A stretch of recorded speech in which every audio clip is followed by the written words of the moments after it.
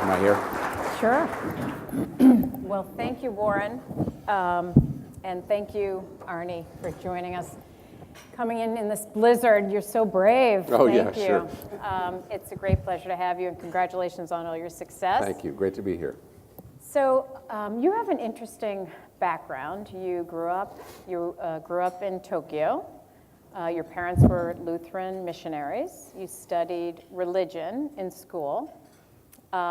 You, like Warren, you refer to yourself as a reformed lawyer. So how did this happen? How did you come to lead the largest hotel company in the world? Well, you know, life takes funny turns, doesn't it? It does. And I was just listening to your comments about travel. Where did Warren go? About how travel has changed over the ages.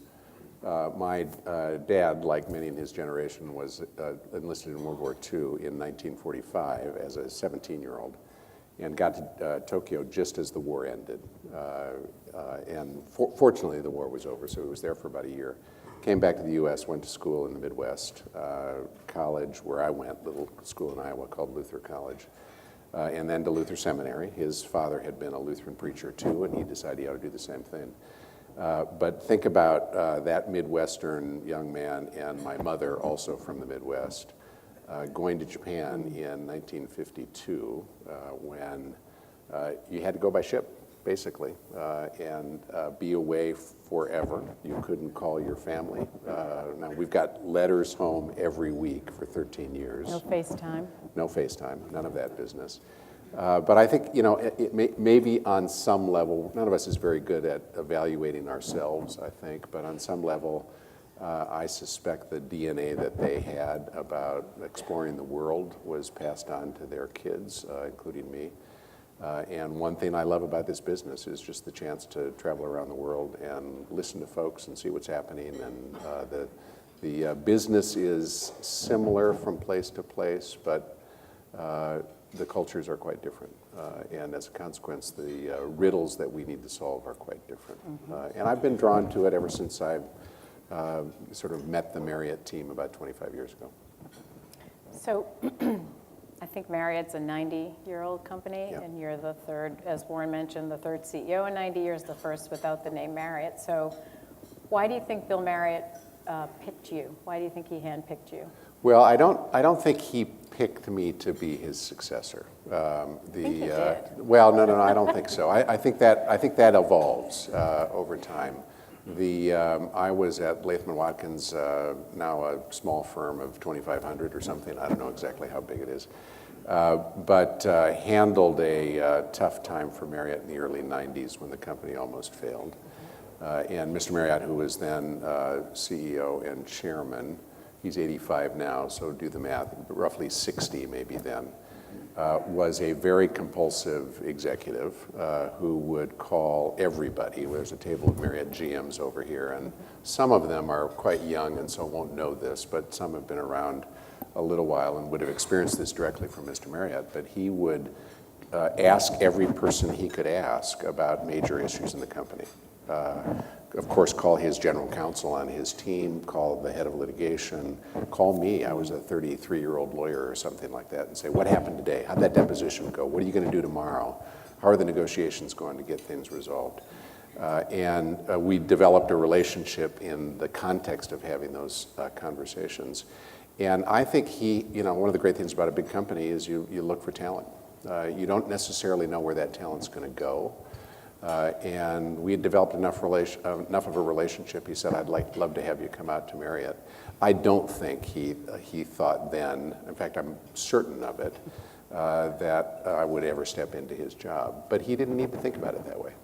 It's simply, I just as soon grab as much talent as I can grab, and we'll see where they go. Mm-hmm. And what kind of a mentor? What kind of a mentor was he? What are some of the, other than being open to different perspectives, which it sounds like you learned that from him. What are some of the key lessons that you learned? He's fascinating. He is he's still our chair. Will be 86 in March, and just loves this business. And lots of lessons that come from him. Now, he was CEO for 40 years, his father for 45. When he You have a lot of runway. when he asked me to be CEO, I said, "There's no way I'm making 40 years." Never know. Actually, after we did the Starwood deal, I had a call from Starwood's chair after we closed, saying, 20 years from now or 15 years from now, you can sit out on. We have a place on the Chesapeake Bay. You can sit out on the porch in the Chesapeake Bay, and be proud of this moment and what you've accomplished.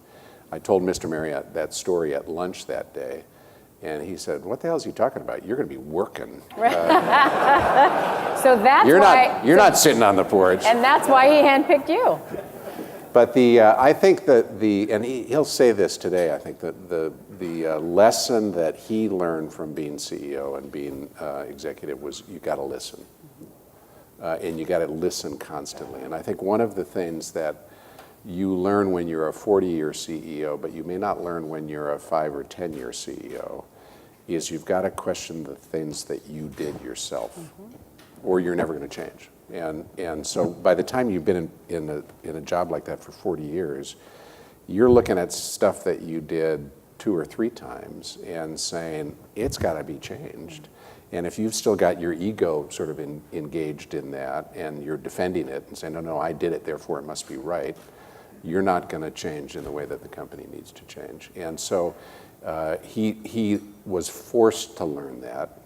And I think in the process of that also learned, I've got to listen for the input, because I'm not going to necessarily be the one to say, I've got to change what I did myself. And so that's, again, talking to everybody, listening to GMs, listening to line staff in hotels, listening to executives in lots of different places, and saying, what should we do? Well, as run a much smaller company, but as someone who spent my entire career in this one company, I find I really value outside perspective. And I think if you're busy protecting the past, you're going to completely miss the future. Right. And so I think I agree. I think that's the critical lesson. Yeah. So let's talk about the Marriott brand and sort of what the continuity is from that original root beer stand in DC in 1927 to today. And sort of as CEO, how do you define the brand and the culture of Marriott? What makes it special? Yeah.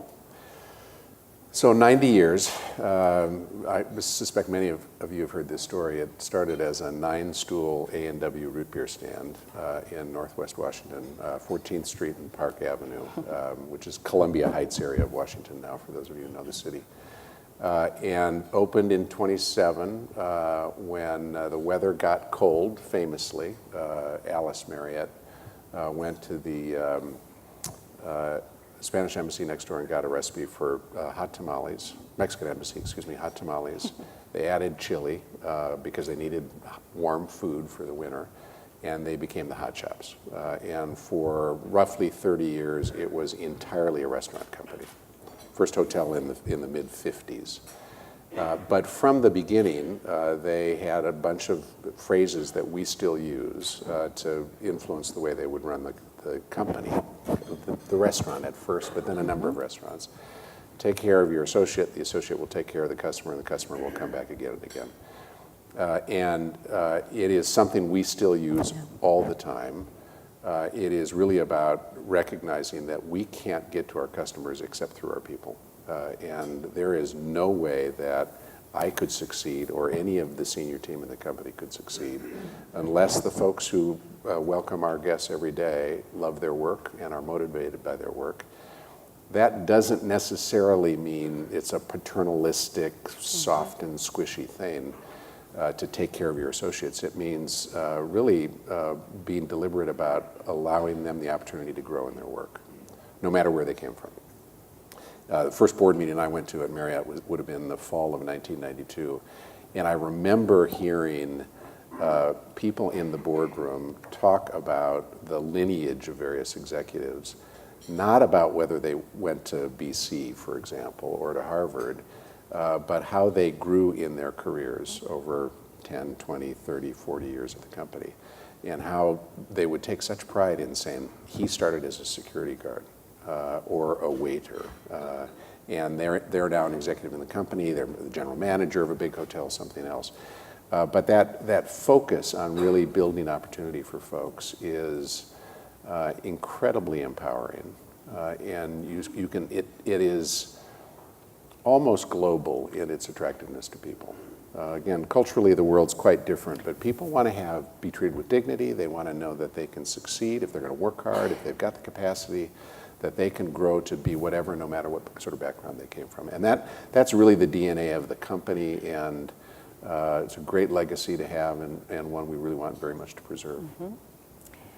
So you've been pretty outspoken on social issues, which I imagine are important to your employees as well as your customers. You pretty famously wrote a letter to President Trump right after the inauguration, urging unity and equality and tolerance.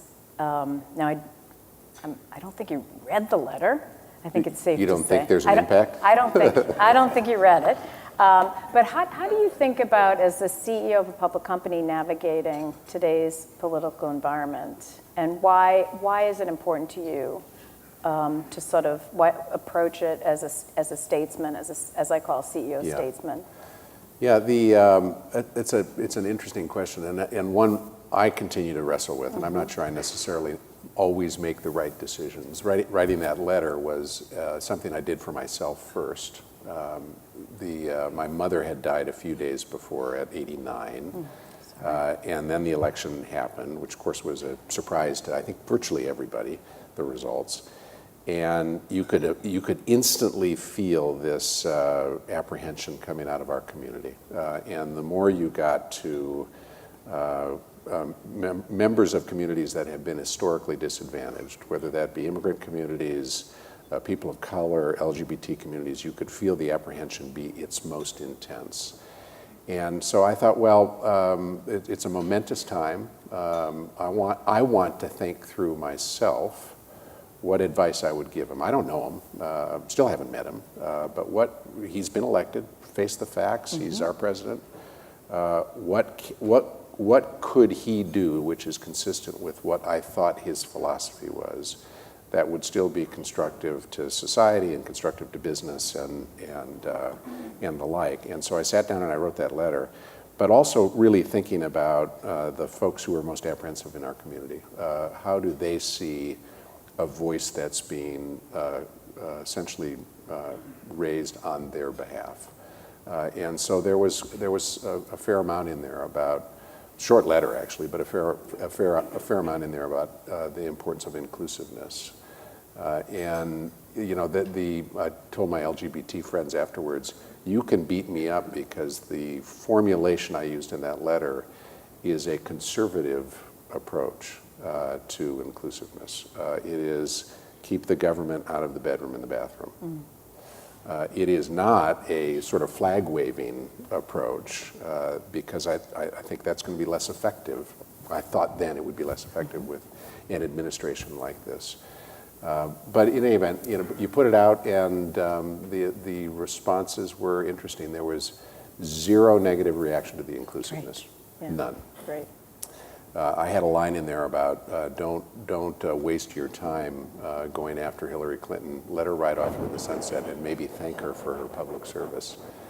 And that line is where thousands of folks wrote back and said, how could you possibly let that woman go without being prosecuted? That it somehow was not fair. But again, the letter got out. I think our community of folks very much appreciated it, and that makes it worthwhile.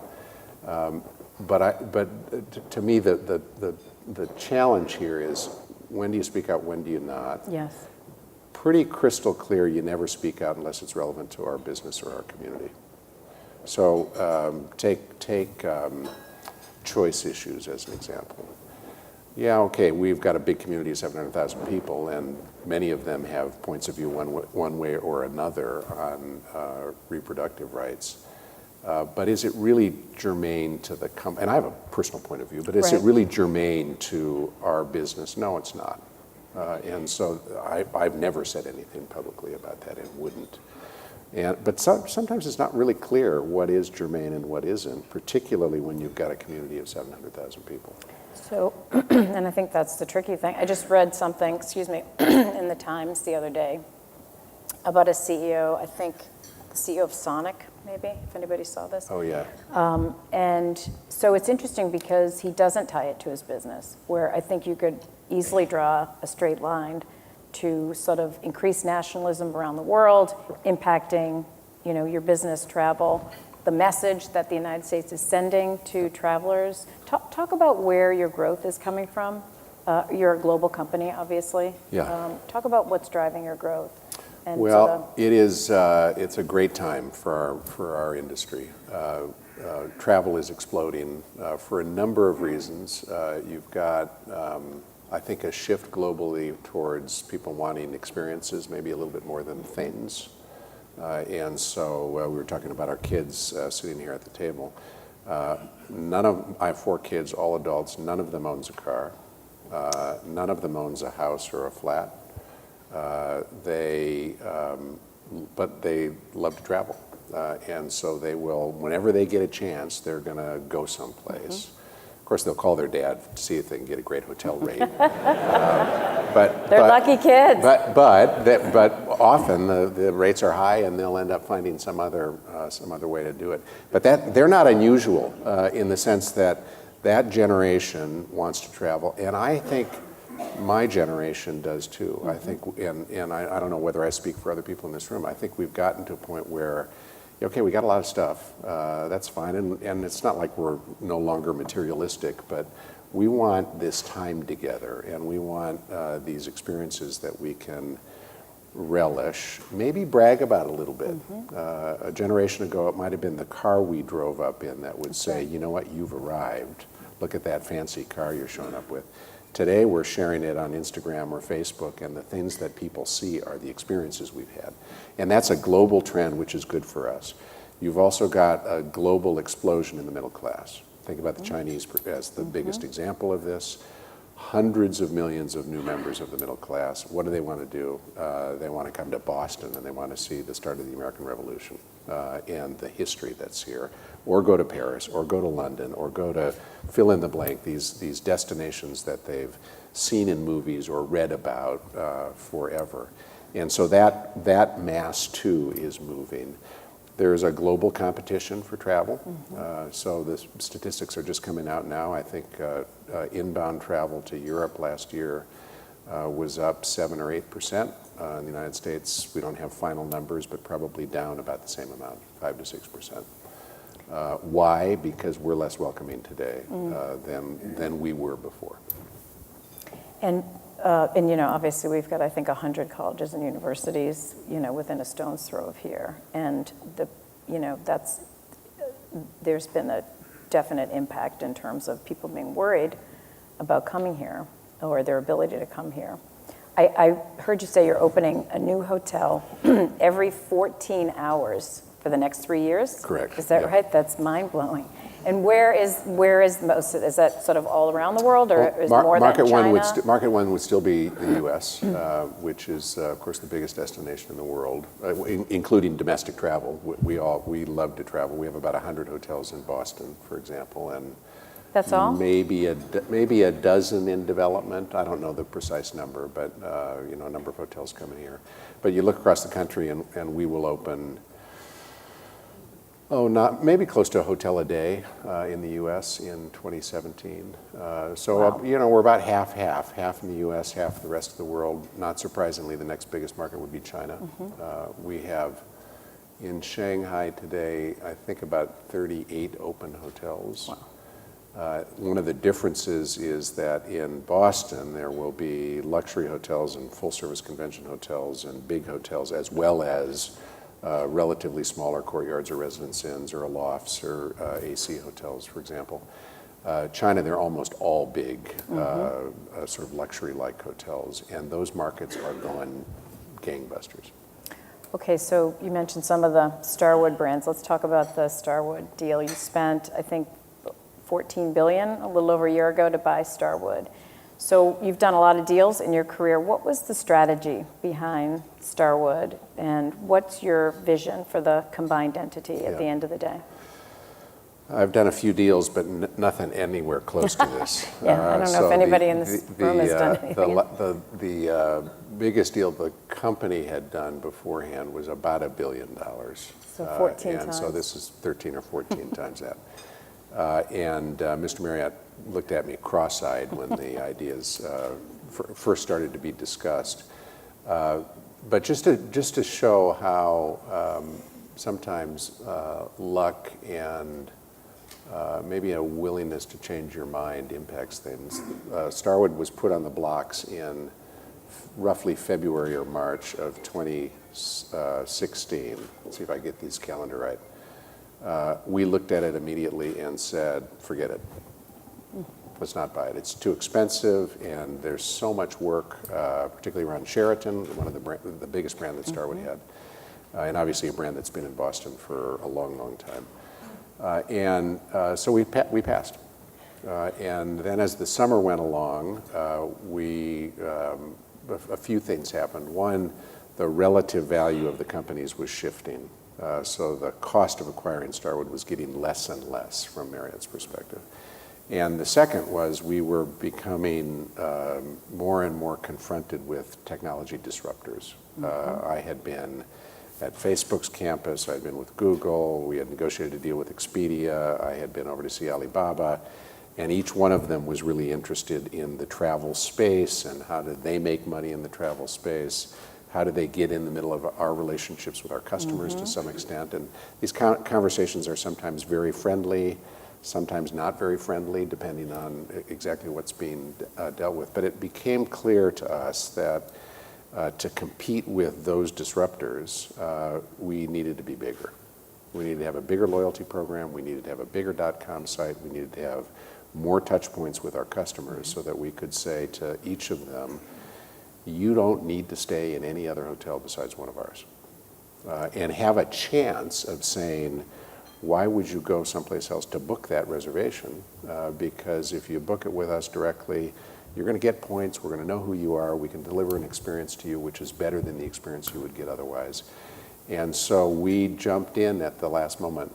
We were 3 weeks and 2 days from when we placed the first call to when we signed and announced the transaction. Which is amazing and very, very brave, and really set you up for the future. I can see that. So talk for a minute about the loyalty program. So you've got, I've heard you refer to it as a moat around your castle, so that's a big competitive advantage. You've got 100 million combined members, Marriott and Starwood, so probably many members in this room. I hope so. Yeah. I'm just asking for a friend who has stayed her way to elite Marriott Rewards membership. What's going to happen with the loyalty program? It's going to get better and better. And it is one of the best things we acquired with Starwood is Marriott Rewards was a bigger program with about the same penetration rate. So we talk about SPG mix or Marriott Rewards mix when we're touring hotels. And around the world, about 55% of all of our business comes from our loyalty program members, which is a pretty high piece. But we obviously want to grow that, and the SPG folks were rabid loyalists, in part because the regular travelers, particularly the elite travelers, were given tremendous benefits. And so we want to make sure that we're staying true to that kind of promise. That doesn't mean there won't be some changes, but we want to make sure we continue to motivate people to be tied to us. The other thing that Starwood had, which was really useful, is for a regular business traveler, of which there are probably virtually everybody in this room is, one of the reasons you like these programs is because you want to redeem at a place which turns you on, which you aspire to go to. And Starwood had this collection of hotels, in the Maldives and in Venice and lifestyle hotels and all these places where people were really interested in going. And you knew that had to be the case because they might be staying every week at a 35-year-old Sheraton, which was not necessarily the greatest experience in the world, but they were doing that because they could look forward to a vacation which was a really special one. And to be able to pull that all together, we think we can We do have to deliver value. Loyalty doesn't come for free. It never has. There was never a great day in loyalty where you could just have people's loyalty for asking it. You've always had to earn it. But to deliver the value, to deliver the experiences, to deliver the aspirational destinations that people want for their vacations, I think these are all things that should protect us, hopefully, in the future. Do you worry about, excuse me, Airbnb leaning more into, so who do you worry about in terms of disruptors? You named a bunch of sort of frenemies. Do you worry about Airbnb leaning it more into business travel? In truth, I worry about all of them. But the biggest platforms are by definition, are the ones with the most power. So I think Google first. Google's nearly a monopoly in search. And how do they're already monetizing it.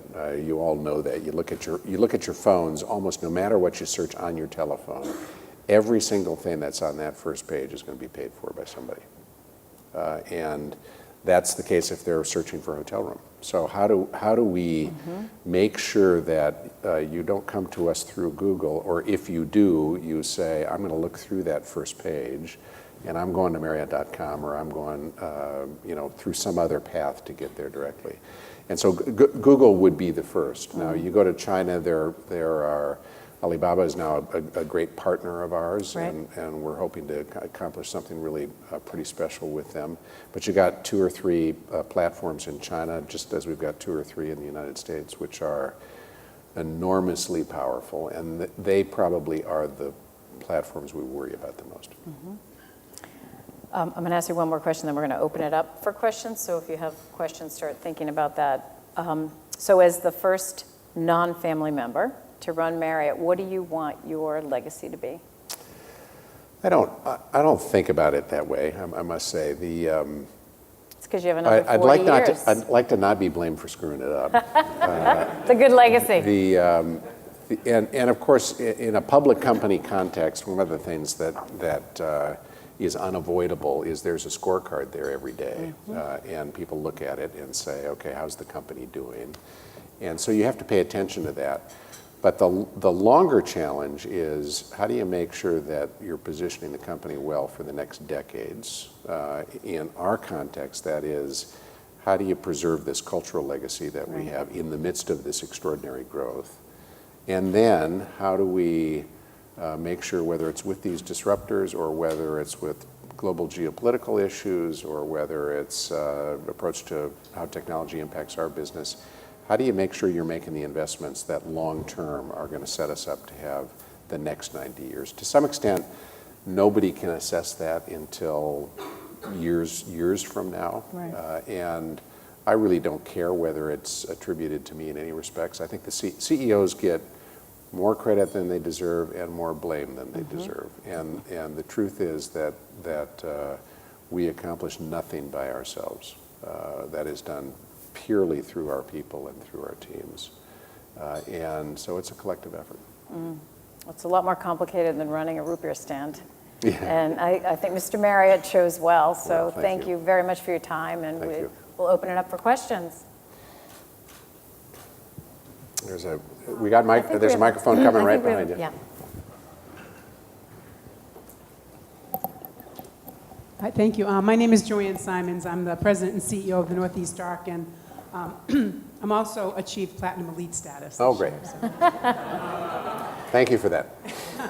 I wanted to thank you for the Marriott Foundation for People with Disabilities, because that's the space we're in, and for your role and the foundation's role in putting 20,000 youth to work, so in your Bridges to Work program. So the question is, how can we inspire more of the men and women in this room to follow the lead of Marriott to hire more people with disabilities? Yeah. Good question.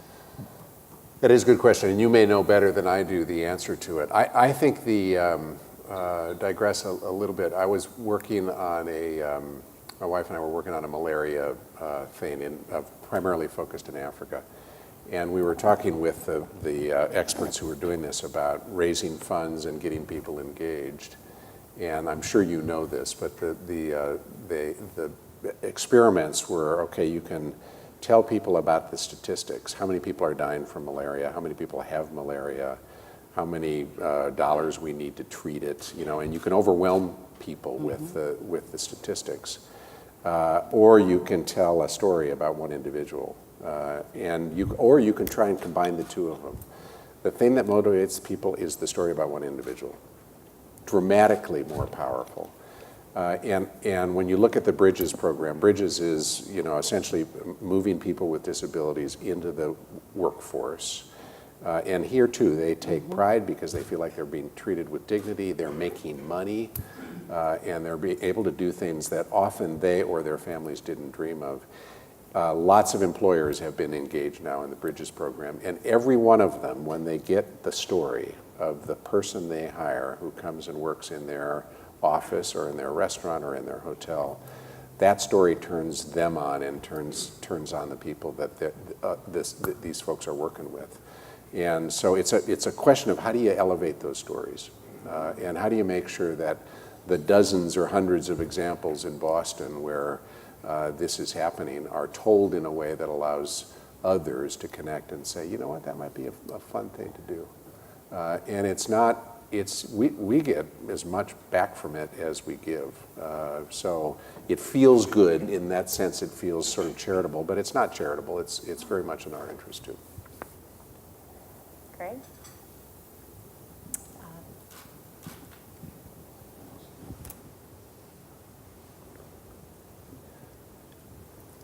Hi, Diane Hessen, Chairman of C-Space. I want to ask you a little bit about technology. So, we all think about, I think about my home and how everything's so different. I'm asking Alexa to help me cook, and my music is different, and I can manage the heat in my home now through this. Yeah. And so I'm curious, to what extent is technology impacting the way you think about the future of a hotel room? I mean, if there are smart homes, is there a smart hotel room in our future, and just how you're thinking about that from an innovation point of view? That's a good question. We rolled out another version of a smart hotel room in November, I think, which we have built in an innovation space we've got in our headquarters. And it's interesting to see how quickly that technology has changed. It was just a few years ago that you really had to think about rewiring the whole room. And now you can essentially put a really inexpensive chip in every outlet so that you can control your lamps through this technology platform without having to have the lamps wired into a smart system, if you will. And so essentially anything is possible. It is, I think at the moment, I confess, it's probably more novelty and fun than it is really practical, except for one thing, and that is the ability of the hotel to control energy usage. We can do things at home, obviously. We don't all have, but we're all quickly getting smart thermostats and other things. I didn't know Alexa could help you cook. That's a new feature. No one can help me cook. But and again, if we have those tools, we can centrally say, well, let's make sure we're not heating a room in the wintertime or cooling one in the summer if it's unoccupied. Let's make sure the lights are off if it's unoccupied, and do those sorts of things. But do customers really want to be able to preset their thermostat before they get in their room? I'm not sure. You might have a few real techies that want to do it, but I think most people would say, I just want it to be intuitive. I don't want to have to hunt for lights. I don't want to have to, read a manual to figure out how to control the thermostat. With the few areas of exception, keyless entry, opening your doors with your phones will be ubiquitous in a very short period of time. Who still prints out a boarding pass? You don't have to raise your hand, actually. And who wants to see somebody in an airport? Nobody, right? If you have to go to a counter in an airport, you've got a problem. And think, it's just 20 years ago or so, my own reaction was, how come I can't go talk to somebody? Now I got to go to this terminal to print out my boarding pass. Well, today, the last thing you want to do is talk to somebody. And I think in the future, we will see that, particularly for a business traveler, arriving late at a hotel, I want to be able to control my own path to my door. And if I'm tired, It's not that I'm unfriendly to anybody necessarily, and I may see them tomorrow when I come back down for breakfast or whatever, but let me get to my hotel room. And that piece, I think, is going to come out quickly. There's a question way in the back here.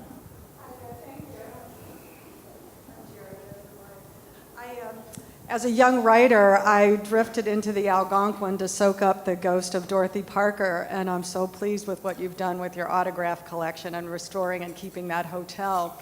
But you have so many brands under your umbrella and so many different attributes that appeal to different people. Is there any attribute or any couple of attributes that are core Marriott?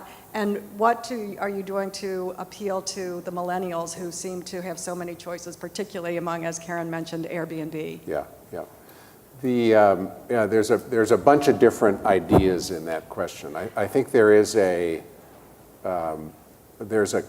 core Marriott idea, which we talked about a little bit in the context of our culture, but I think it also works from a customer perspective, and that is a genuine, authentic welcome. And whether you're a 22-year-old or a 92-year-old, there's nothing like getting that genuine welcome. And people can see through it if it's not authentic. And I think that's the case whether you're staying in the W over here or you're staying in the Marriott Long Wharf right down here. Very different design sensibility, very different sense of life, but give me that welcome because I want to be treated as if I'm arriving back home. I'm arriving to a place where I'm going to stay. And so I think that's the kind of thing that we pull through, hopefully, in essentially every brand. The different brands, though, allow us to have different sensibilities for folks. And, I think that is sometimes about what does an individual customer want mostly, but I think it's often about what do I want for this trip. Mm-hmm. It's not a business trip, it's a leisure trip, it's not alone, it's with my spouse or it's with my parents or with my kids, whatever. You're going to pick very different hotels. But to have a choice within a platform, I think is actually more powerful than simply having one brand where you say, okay, I'm always going to have this single design sensibility or this single kind of experience.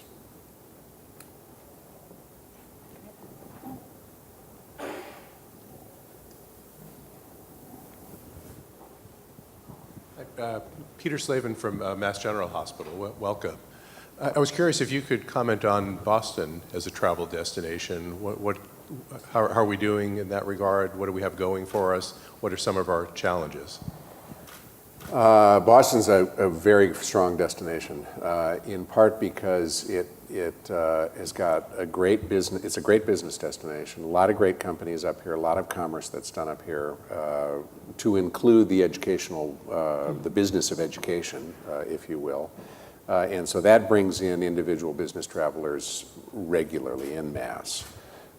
It's a good convention market, not great necessarily in February, but it's two convention centers, good hotels, decent airlift, and so it competes well, I think, in the group space, and it's a great leisure destination for the reasons you all know better than I do. But there is so much to see up here that it's a great place for people to come, and as a consequence, the hotels perform quite well. And I wouldn't, I think the thing I'd probably put high on the list of challenges for Boston would be inbound international travel today. Not surprisingly, the biggest source markets are European for Boston, given where we are in the United States.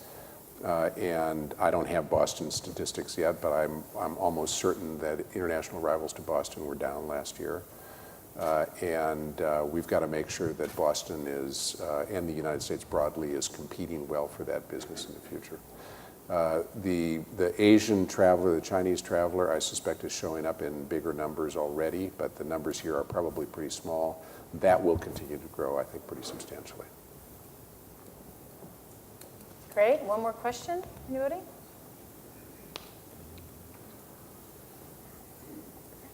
Yes, Darren? Darren Donovan, KPMG. Thanks for coming to Boston. I don't know what the crack about February Do you have a hockey team up here or not? winter, less winter, not winter, and more winter. But Could that be your self-driving car? Virtual reality experiences?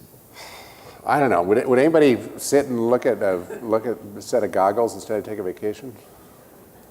I got to Marriott in 1996, so 22 years next month. And since I got there, people have been talking about teleconferencing, now virtual reality, as being something that caused folks no longer to travel. And I suspect there are a number of places where that has in fact happened. We use teleconferencing in our business all the time, as I suspect many of you do, and it's a great tool. And so there might be a few trips that you would have taken in the past that you don't take today. But there's still nothing like being together. There's still nothing like seeing your colleagues or seeing your customers or negotiating that deal or taking your vacation. We might like to complain about travel sometimes, but we collectively love it because it is often the most interesting thing we do in our work is when we're traveling, because that's the event you're getting up for. And I don't think virtual reality any more than teleconferencing is going to make us no longer relevant. Around the edges, it might do something, but as long as the economy continues to grow and we still like to travel, we'll replace that with trips for other purposes. Can I ask you one more question? That's my hope, I guess. One more question? What's your favorite place in the world? It's a big world. And of course, I get one version of this question or another all the time. What's your favorite hotel? I say I love all of my children. I did not ask you what your favorite hotel was because you've got an audience over there. One reason I say that is because you take a place like Paris. Paris is a city I love. Great place to go with your loved one, and it's a city you can walk around in all day, stop for coffee in the morning, stop for beer in the afternoon, stop for champagne in the evening, have great food, see tremendous architecture. And because it's such a great city, the hotel doesn't necessarily need to be abstractly the best hotel in the world to have an extraordinary visit to Paris. And so I would put Paris high. My kids who've traveled a lot, we don't have a hotel in this space. Nobody does actually, but we did a trip together where we climbed Kilimanjaro in Tanzania, and they would say that is the best trip they've ever taken. Why? Because of the activity. You're working together to accomplish something, and to be able to share that accomplishment makes that trip great. Great. Well, thank you very, very much for joining us. It's great. Thank you.